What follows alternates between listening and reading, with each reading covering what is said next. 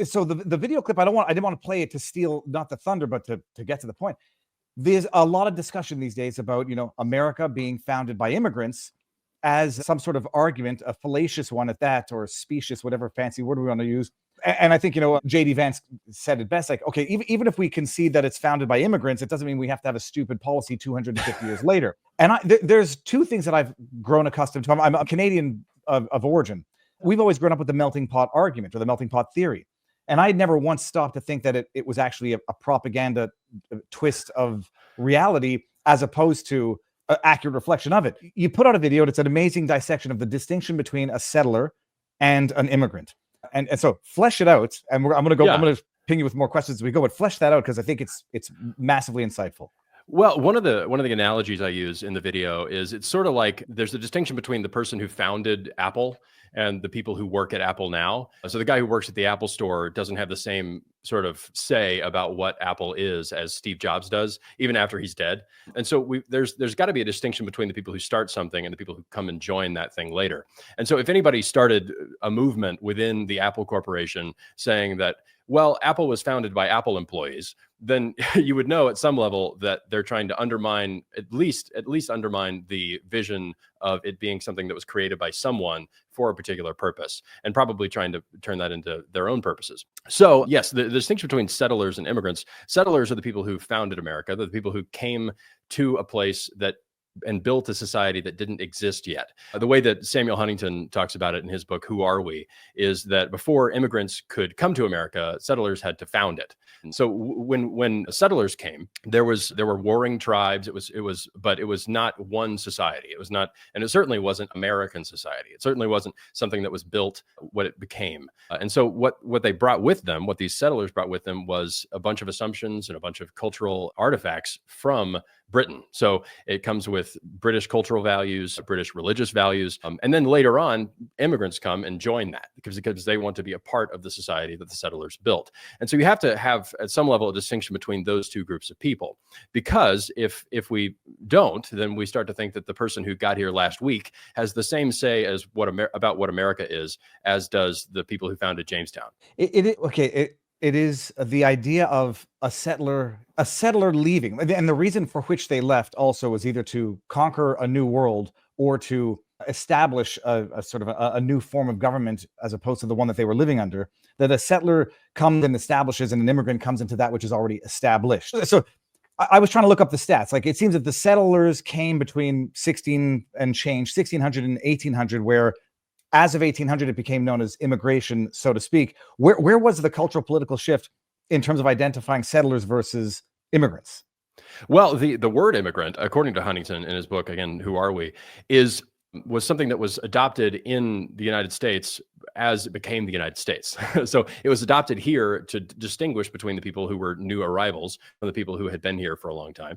And it was just a helpful word to have. But now with this phrase, nation of immigrants, it's being used as a way to flatten the exact distinction it was designed to make. And so it's a helpful distinction. It's a helpful word. Obviously, I mean, there's a difference between those things, but it's important to be able to distinguish that, because those people who are coming are obviously coming because they want to, because they enjoy the thing that's already been built. And they didn't come here, and at least initially, they came into a place that had an established culture, had values, had goals, and wanted to be a part of that. So there was this clear American mainstream into which the immigrants were able to assimilate.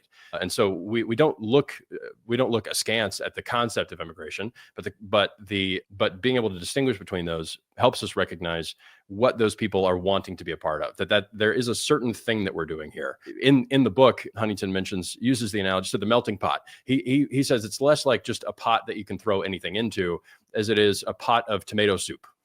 So here we are, we're making a particular dish, and that dish is something that can be enhanced. There are things you can add to a tomato soup that can make it better. You can add cream, you can add, croutons, all that sort of stuff. But there are certain things that don't go along with that. There are certain things that you could try to put in a tomato soup that wouldn't fit in the same way, because, and so it's good and important to acknowledge, hey, we're making tomato soup here. We're not at a frozen yogurt bar putting gummy bears in. And so that having a distinction helps us to recognize that America is a particular thing and a thing that people can join. That's part of the DNA of what America is.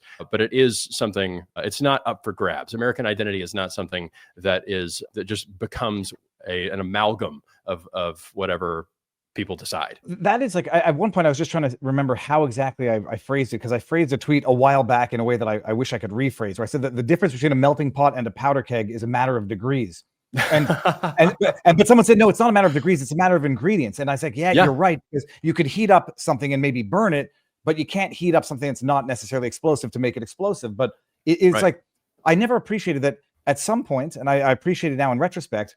The concept of a melting pot just got, basically turned it into a toilet. Like, okay, accept everyone and everything, and there's no threshold, there's no criteria, there's no what you're pledging allegiance to. And that's how you sort of ended up with everybody has equal right to enter and remain in a foreign country, even if they don't espouse the underlying values and culture of that country. Yeah, and you've got to also recognize it's not just an amount, it's not just a numbers question. So a lot of discussion has been had about the 1960s change in immigration laws in America. A lot of that was turned up, but it was also a sort of open call to anybody on the planet for whatever reason. So a lot of that change was, yes, in terms of numbers, but also in terms of where these people are coming from, what their assumptions they're bringing into America are. And a lot of the melting pot stuff is something that developed again in the early part of the last century, and same with this idea of a nation of immigrants. And so you got to recognize that it's not the way that the founders thought of themselves. It's not the way that everybody who defined America thought of themselves. And one other analogy that I use in the video is it's like the difference between starting a band and then joining a band. So the Beatles had to find a new drummer, and so they brought on Ringo, right? Great fit. I'm a Beatles fan, so I guess But yeah, a lot of people don't like Ringo for some reason. I don't. I've never look. I've liked the Beatles. I think I appreciate that people think that they're the most overrated band ever. They're good. I was watching a documentary on Oasis the other day, and I didn't realize that they had to bring in drummer after drummer as well to deal with their drug issues and temperamental problems.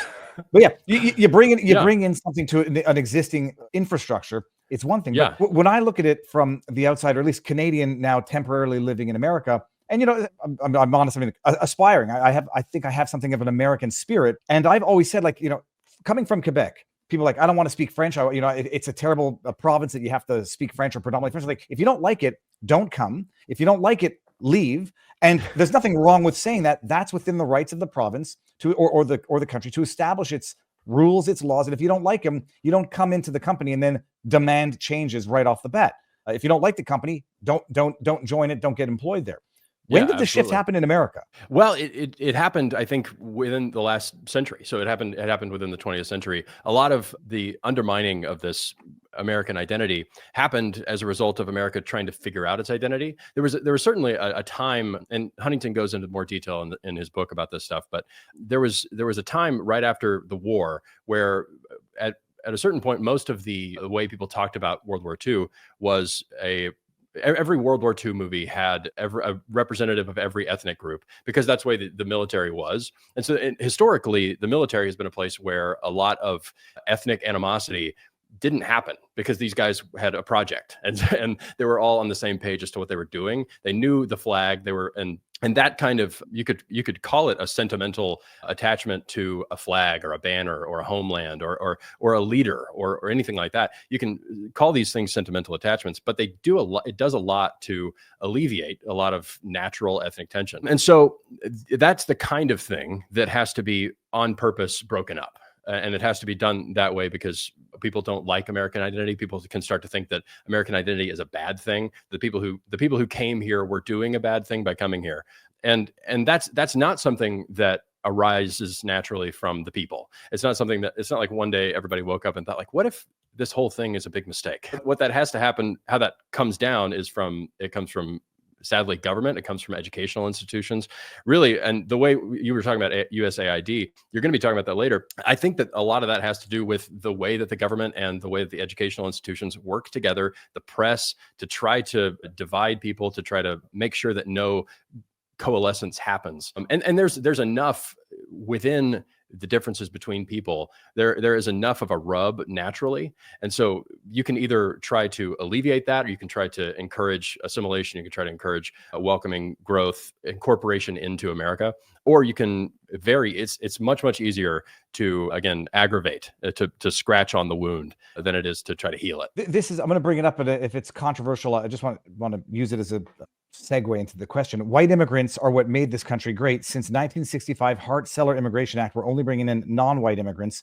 Now this country looks like a third world. Without comment, the reason I bring that chat up, which might be offensive to some, and go suck a lemon if your skin is that thin, is that it was the argument I used with J.D. Vance and whoever was interviewing him. It's like, all right, let's just operate on the basis that you'll call settlers immigrants, and you say, okay, it was founded by immigrants. It was founded by European immigrants with Judeo-Christian values who wanted a country different than, or obviously fought for a country that was different than the England from which they came, or the Germany, or the Ireland, or whatever. And so the sub breaking down, or the erasing of the distinction, when you say, I want to treat immigrants like all one block, where this country was not founded by South Sudanese immigrants. It was founded by European immigrants with a vision, a quest, and a goal, and a culture. And then there's only so much, and it's not that you can't incorporate other races. It's an ideology that transcends, skin color. But if you don't accept we're not subjects to a king, if you don't accept fundamental rules of Judeo-Christian values, it's not going to be a fit. It's not a big problem. Just go to another country that does. I don't know enough of the history of that act, but it seems to me there has been an overt shift where people looking to South Africa saying, why aren't they bringing in refugees of the white farmers from South Africa? They're only bringing in from Syria. I don't know why they're, China, South America. There has been a shift in the demographic of so-called immigrants that the powers have been welcoming in. Absolutely. And you have to be able to acknowledge that there's a difference between the amount of hurdles somebody would have to come over if they're coming from a place that isn't European and isn't Christian and has no concept of those sort of things. It makes sense. It's at least, it's not an offensive thing to recognize that there is more of an adjustment to be made from people who have no background, nothing in common with any kind of Christian culture, any kind of, I mentioned earlier, British traditions of law and justice. These are things that are just assumed and are part of the water we swim in. And we may not be able to enunciate what makes that great. We may be able to say, oh, America is, it's 4th of July and fireworks and that kind of thing. But those are all symbols of a kind of unity that we do have. And part of that has to be the DNA of the British.